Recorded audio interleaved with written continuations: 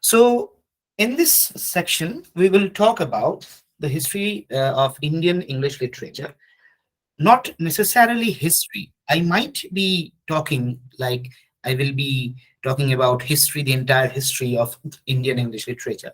But unfortunately, that is not going to happen. I'll tell you why. Because the amount of time we have before our net exams, it's like maybe 10 days, 9 days, 8 days. So time is extremely short. Therefore, I have decided that instead of discussing the entire history of Indian English literature from the beginning to the modern times, because there is no end, of course, to literature, so I have decided that I will select questions, and discuss them with you people. So I have arranged a few questions, their patterns, and I'll share my screen now with you so that you can see the questions, access the questions as well.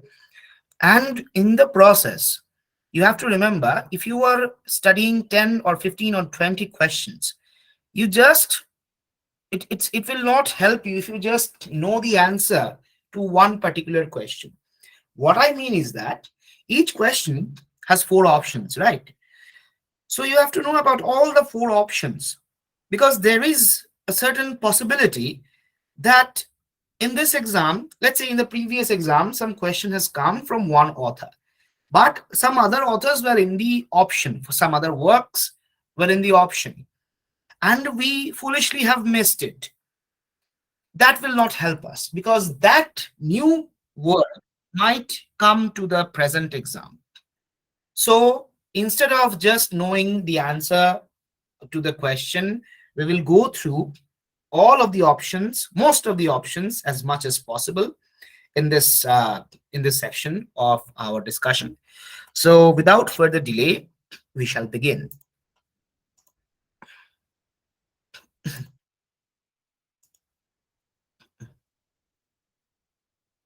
Is my screen visible? Yes, sir. Yes. Yes, sir. Yes, Okay. sir. Okay. Thank you. So now I'll be sharing my screen, the PPT that I have prepared for you. So we will discuss today 15 selected questions, and I will continue discussing these kind of questions in every class that we have on the literature, on history of English literature and Indian English literature, and so on and so forth. So the first question, which is extremely common in the net second paper English examination, is matching the following in correct order. So they will give you some name of some texts, and they will provide some authors. And what they will do, which I have not done here because for the sake of convenience, what they do is that they will give you some options of arrangements, and only one option among them will be correct. So we have four texts here: Premashram, The Cat and Shakespeare, Coolie, and Nagamandala. And we have four authors: Mulk Raj Anand, Raja Rao, Prem Chand, Munshi Prem Chand, and Girish Karnat. So we will discuss every text. Let's move forward. Let's go with Premashram.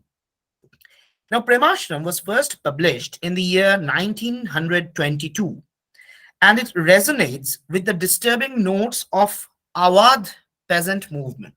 I repeat, Awadh peasant movement. Don't worry about the lecture. You can hear it again. I'm recording this. You can find this on YouTube. And for your convenience, I will also share the lecture notes. So please don't worry. As I was saying, that this novel resonates with the disturbing notes of the Awadh peasant movement, concentrating on the story of a zamindar and his tenants in a small village in the erstwhile United Provinces. The novel, Premashram, weaves into its saga the deteriorating feudal and economic structure of Indian villages just before the real onset of the Gandhian movement in the nationalist Indian national movement. So, interwoven within a rural tragedy are questions that concern the future of both peasant and the landlord, both discovering a final resolution deemed too idealist for its time.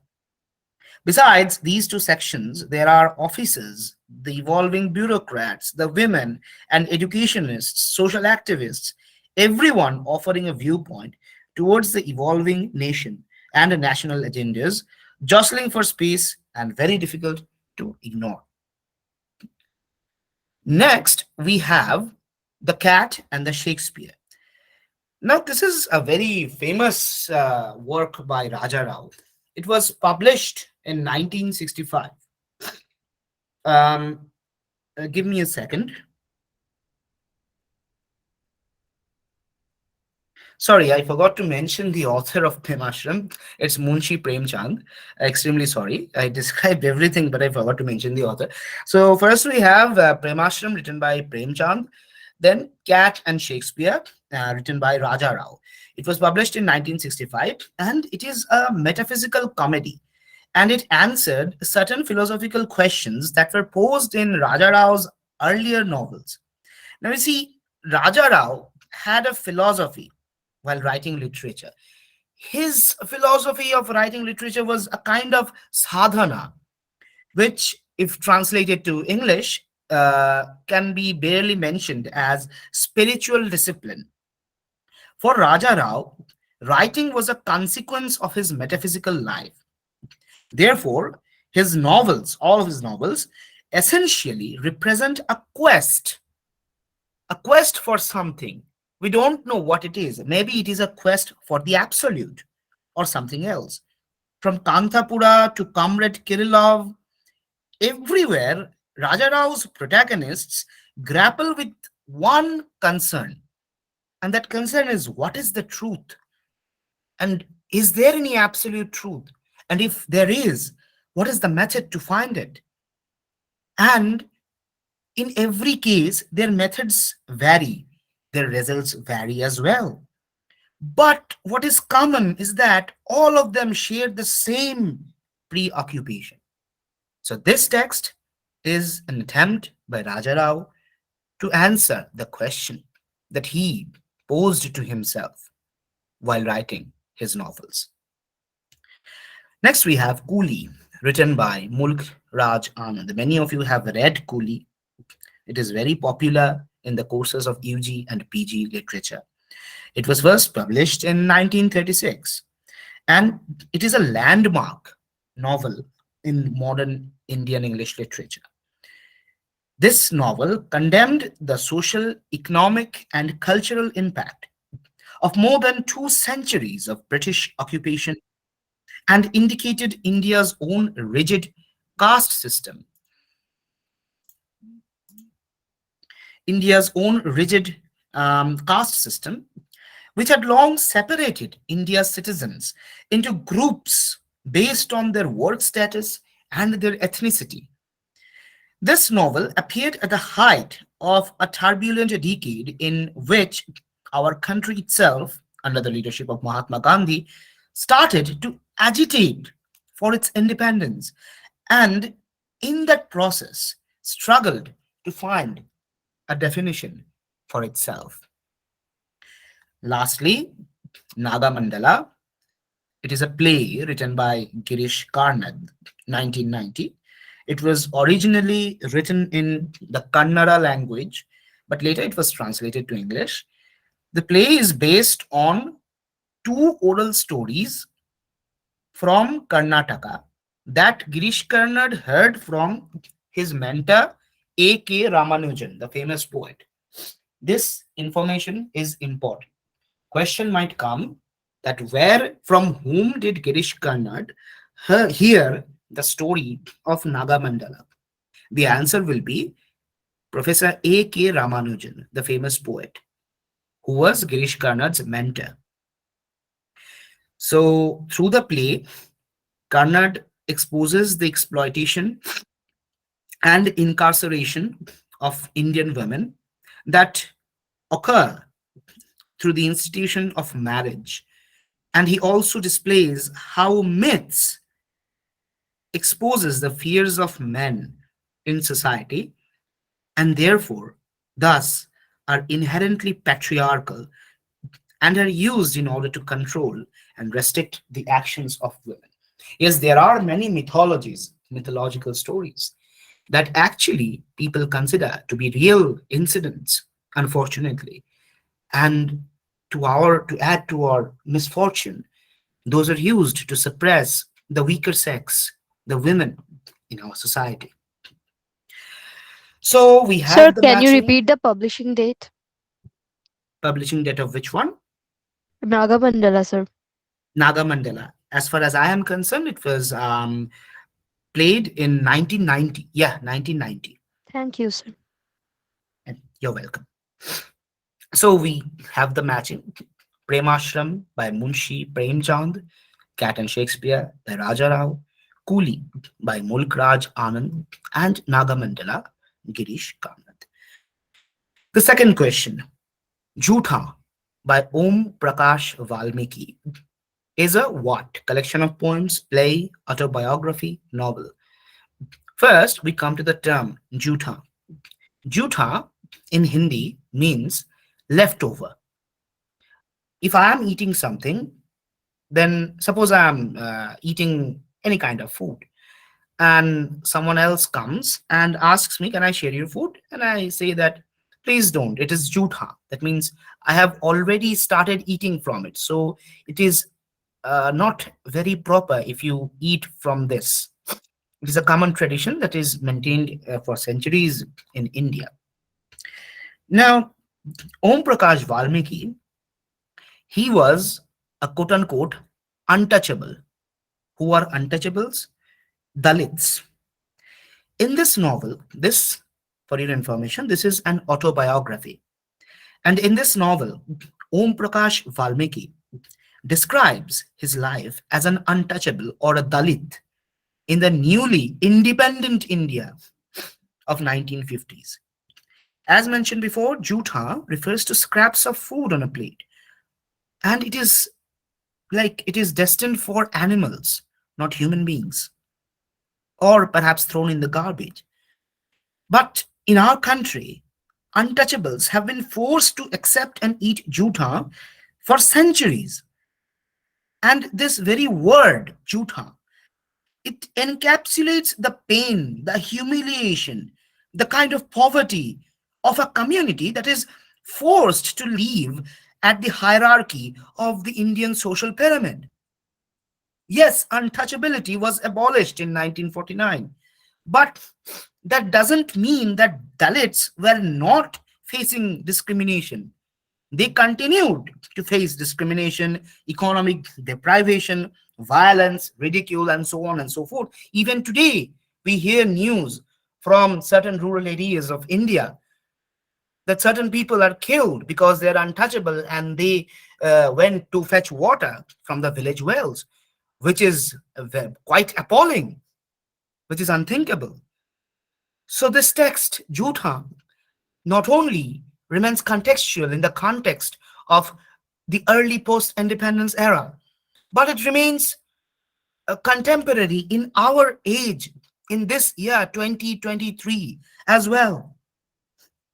In this text, Om Prakash Valmiki shares his heroic struggle to survive a preordained life of um, perpetual physical and mental persecution. And through his struggle, his transformation into a speaking subject under the great Dalit political leader, Dr. B.R. Ambedkar. A document, this is a document of the long silenced and long denied sufferings of the Dalit people. Jutha remains a major contribution to the archives of Dalit history and a manifesto for the revolutionary transformation of society and human consciousness in our country. Moving on to the next slide. Question number 3. Which novel by Mulk Raj Anand carried a preface by E.M. Forster? So, this question, the answer to this question is untouchable. So, E.M. Forster wrote a preface for this famous novel by Mulk Raj Anand, Untouchable. So, untouchability, the theme of untouchability comes again to our discussion. And this text too is a very celebrated text, and many of you have read it in either in your UG or in your PG programs, or may have read it out of sheer curiosity and interest regarding the huge outcry of this novel. Why is it so famous? Having read, you must have understood why this is so famous. E.M. Forster, while writing the preface of this novel, has written, Untouchable could only have been written by an Indian, and by an Indian who observed from the outside. Notice the words. Untouchable could only have been written by an Indian and by an Indian who observed from the outside. No European, however sympathetic, could have created the character of Baka, who is the central character of this novel, because he would not have known enough about his troubles. And no untouchable could have written the book because he would have been involved in indignation and self pity. Mr. Anand stands in the ideal position. So, from the perspective of Mulkraj Anand writing this novel, he was in both a unique and a precarious position. He was not a complete outsider, not a complete insider. He was standing somewhere in between, which allowed him to see things objectively and sympathize subjectively. So, um, written with regards to British India, Untouchable presents a single day in the life of the central character Baka, who was a sweeper kid whose fundamental duty is to clean latrines. The general population of the town, like him, was thought to be an untouchable. That implies coming to direct contact with them is a sin, is a contamination. So it was a rule for the higher caste people not to touch people who were condemned as untouchables. Next question. Which of the following is not a partition novel?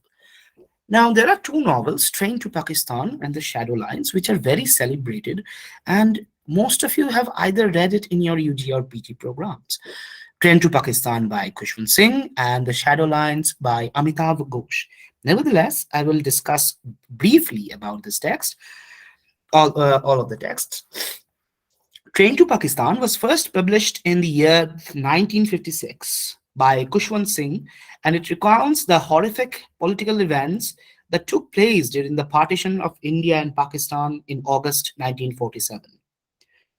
Now, Kushwant Singh not just provides his view into the political happenings of the time, but also the common civilian aspects. The town of Mano Majra, which was completely, which did not even know about what is this entire deal of partition, what is this separation of Hindu, Muslim, what is this riot, and so on and so forth. The point is, Mano Majra, the village, it lied in the border between India and Pakistan. But nevertheless, it initially did not pay any heed to the ongoing partitions. The Sikhs and the Muslims who were living in the village were unaffected by it. But suddenly, a moneylender of the village gets murdered. And the suspicion fall on a former gangster whose name is Jaggat Singh. There is another thing though. Jaggat Singh was in love with a Muslim girl. Now, the village was unaffected until there is a point when a train from Pakistan arrives bearing the dead bodies of Sikhs, thousands of them. And after that, everything goes awry. So, this novel recounts the transformation of a peaceful village to a completely non secular one, to a completely, which completely divulged into the religious violence for no apparent reason. Then we come on Sunlight on a Broken Column. Now, it was published in 1961, and this is semi autobiographical, and this is the only complete novel by Atiya Hussain. I repeat the name, Atiya Hussain.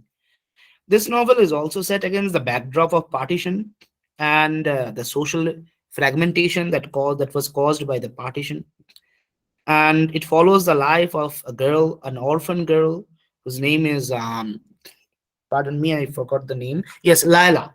The name is Laila. She was an orphan girl, and she belonged to a talukdari. Talukdari was a feudal land owning system, and he belonged to a talukdari family through a span of more than 2 decades.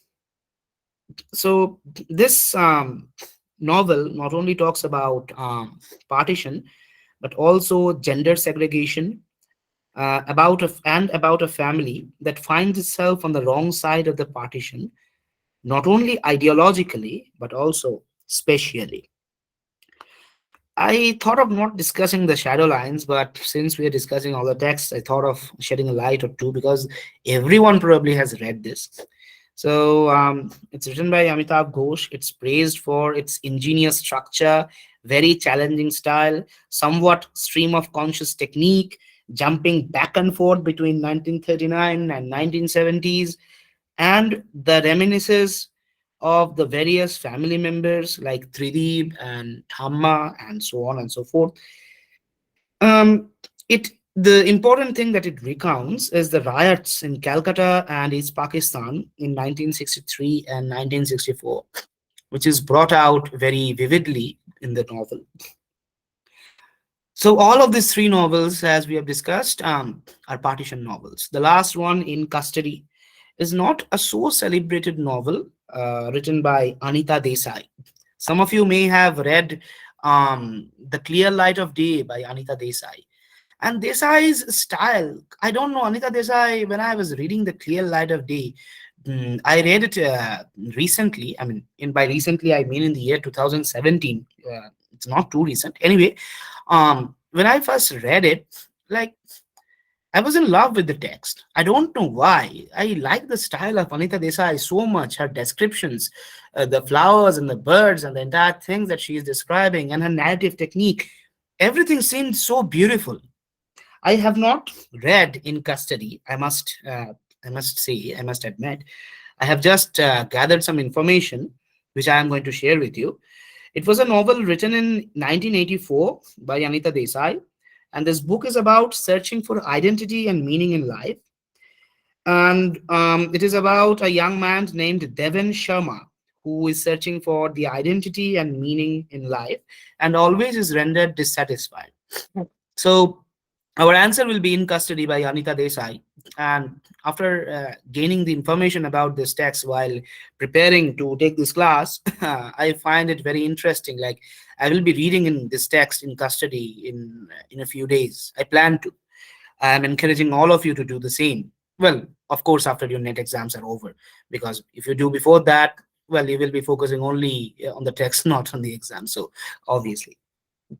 Anyway, question number 5. Good old Salman Rushdie. Which of the following books by Rushdie refers to 15th century Spain as a starting point?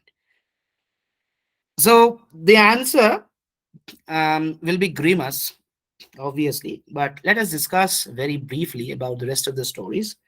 Now, there is a problem of including Rushdie's texts into syllabuses. Some of you have read Midnight's Children as a part of your syllabus, and mostly what people do, even if even the text is in their part of a syllabus, they just avoid it, they just ignore it, they just take something else because of Rushdie's style. It's like very difficult, but Rushdie's style, although difficult, is beautiful. Harun and the Sea of Stories, it has been a part of the CBCS UG syllabus. Many of you have read it. So it is set in an exotic eastern landscape, the magicians, fantastic talking animals. This is, although considered a children's novel, and it is put on the same space like Gulliver's Travels or Alice in Wonderland or The Wonderful Visit of Oz. But this is something more, probably, isn't it?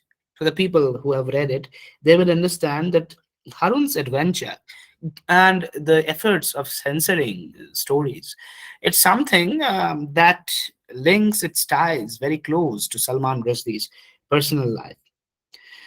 Talking about his personal life, Salman Rushdie is not very famous for Harun and the Sea of Stories. Yes, this is a celebrated text, but he is most famous for, as we all know, is the satanic verses.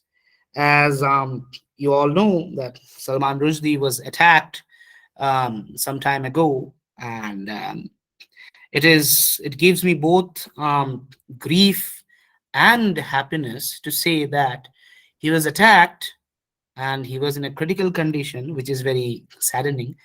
But the happy thing is that the thing that will bring us joy is that he is recovering. Although he has lost an eye, he is still living. And he has not lost his humor. He is very famous for his humor. So the answer will be Grimus. And Grimus is his first novel, and it was published in 1975. And his fifth novel was The Moor's Last Sigh. It is kind of an epic kind of novel which covers 600 years of history and four generations in the life of a family in the city of Bombay.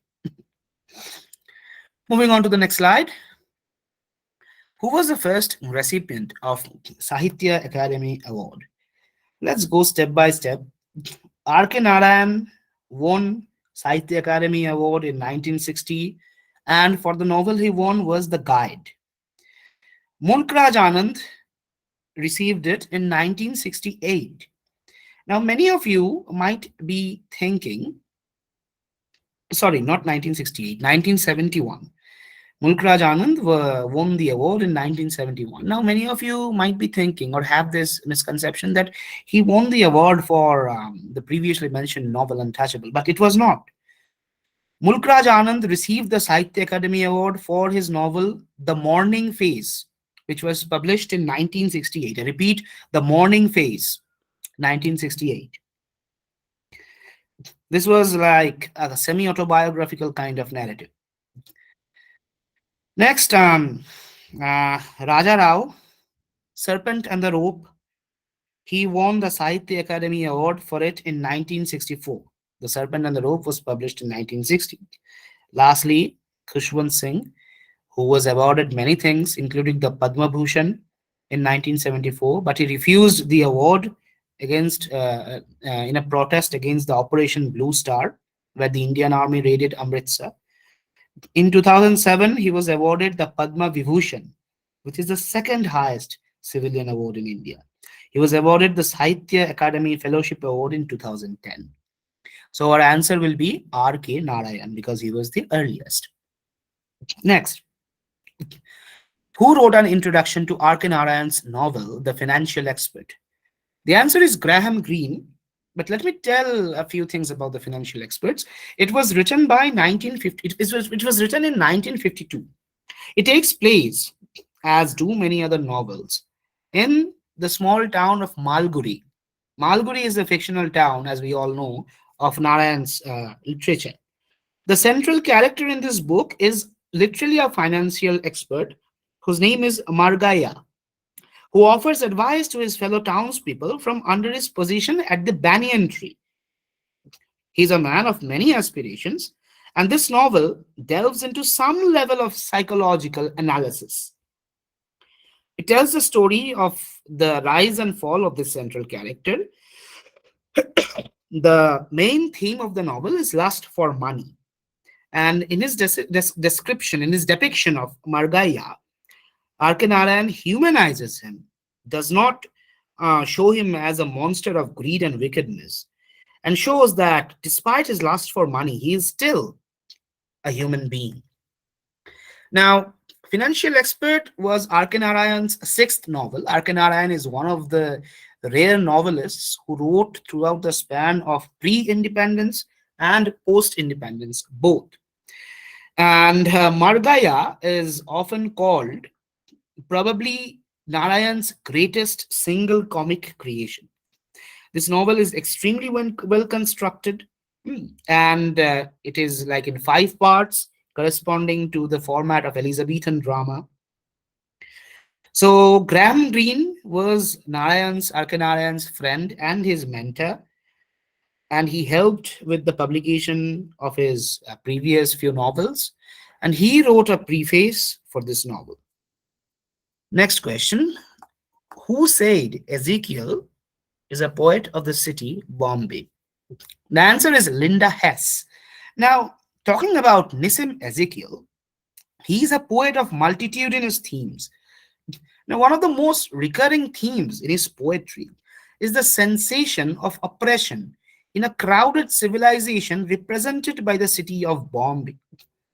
He describes it as bitter native city, and he was born in it, brought up in it, lived in it throughout his entire life. So, a recurring note in his poetry is the wound urban civilization inflicts on a man who is unattached. There is a poem, if I am not wrong, A Morning Walk, probably. It was a part of our PG syllabus when I was studying masters. This theme is recurrent, and I observed this theme even in that poem as well. His poetry, it gives us an impression of what to say, an oversensitive soul caught in the tentacles of the cruel city civilization, who is unable to escape from its vagaries and consequently developing a love-hate relationship with its tormentor. Give me a second.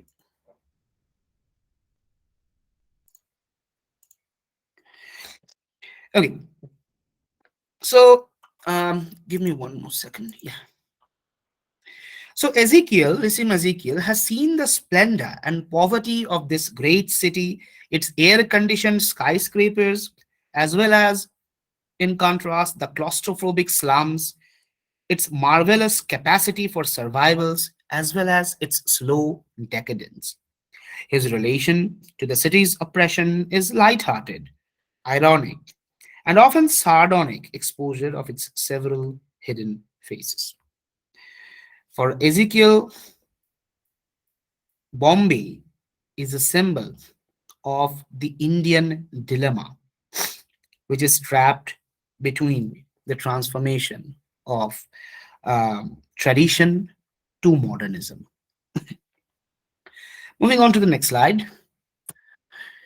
Which of the following plays won the Sultan Padmashi Prize for Indian Plays? There are two plays actually, not one.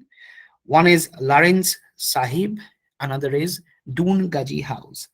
So Lawrence Sahib has been performed in many major Indian cities as well as in the Edinburgh Festival.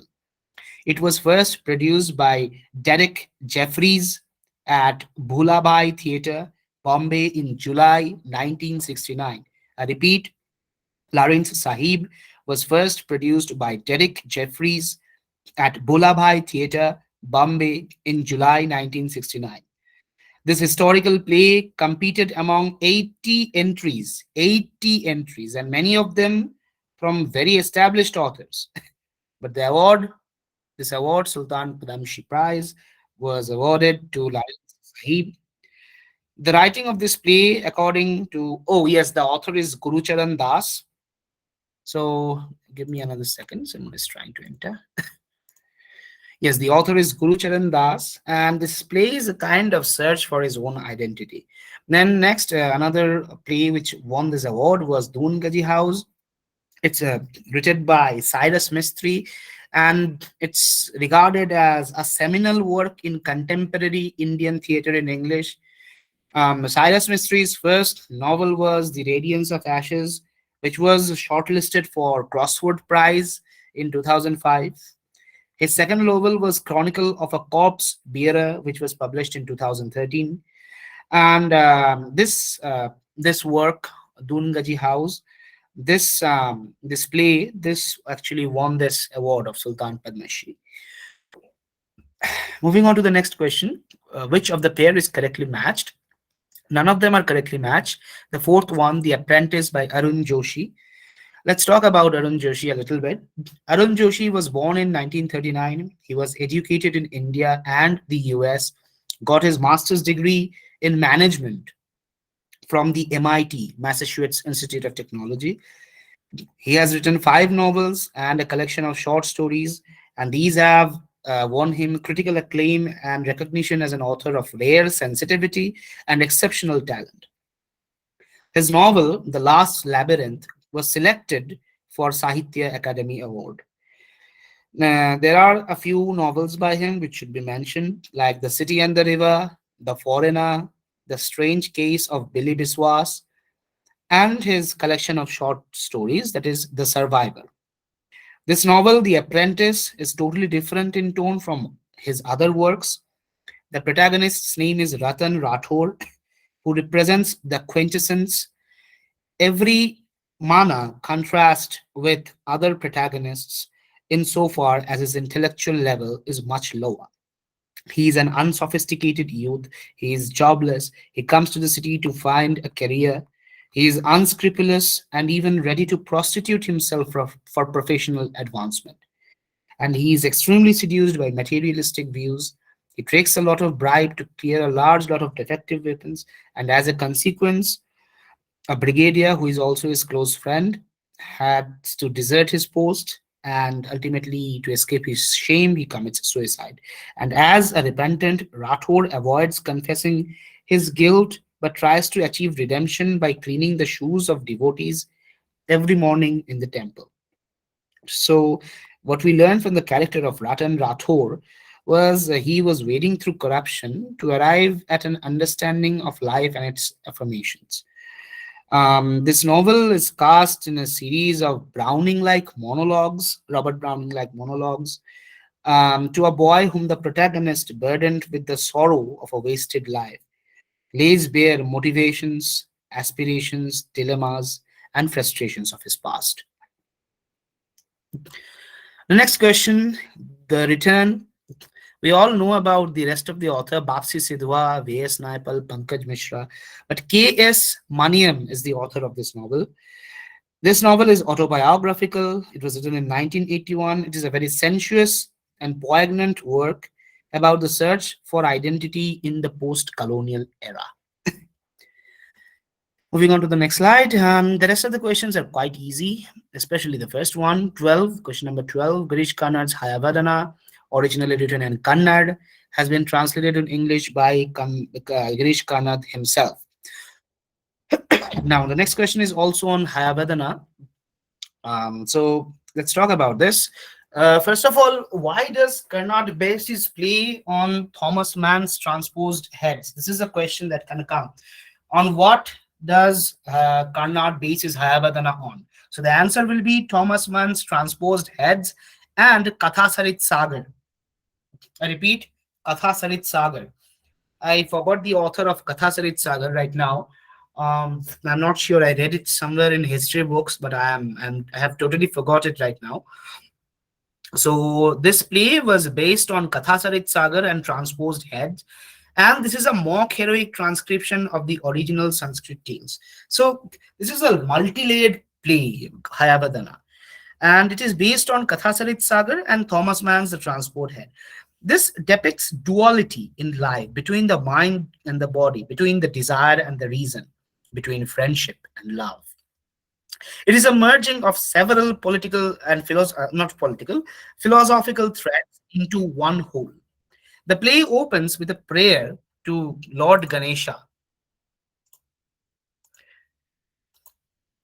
Yes, thank you, Sayantika. Kathasarit Sagar is written by Somdev. Thank you. Thank you so much for informing. Yes.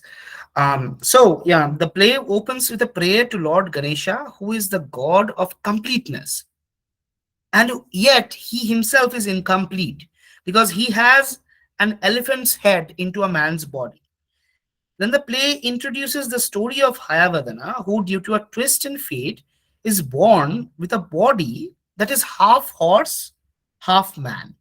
He prays to the goddess Kali to make him a complete man, but before he could finish stating his wish, he turns into a horse.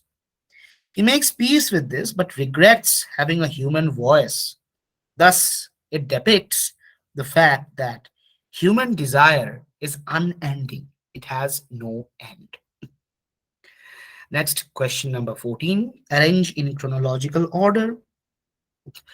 So this was a question that I had some problem finding out the answer. So at the end, I found out that the Striders was written first, then comes the Relations, then the second side, and Black Hen comes at the last. So Ramanujan both wrote in English and Kannada, and his poetry is known for its thematic and formal engagement with modernist transnationalism, certain issues like hybridity, transculturation figure prominently in his works. So his the first work in this series is the Striders. The Striders probably in yes 1966. Then comes the Relations. The Relations in 1971. After that comes the second site in 1986. And Black Hen, I don't know, but I'm sure it's not before the Striders. So here, Striders is in the first option. So definitely, this is the answer. Also, A.K. Ramanujan received a Sahitya Academy Award for his collected poems, which was published most probably after his death in 1995.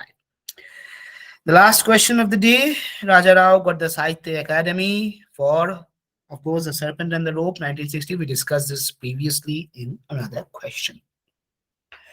So that goes in for today's session. Um, I'm extremely sorry that we could not do a complete chronological history of literature discussion in these sessions because of the lack of time. As I have mentioned before, we have a serious lack of time, only like 8 to 10 days are remaining. So I want to divulge as much information as possible by the means of questions and answers. And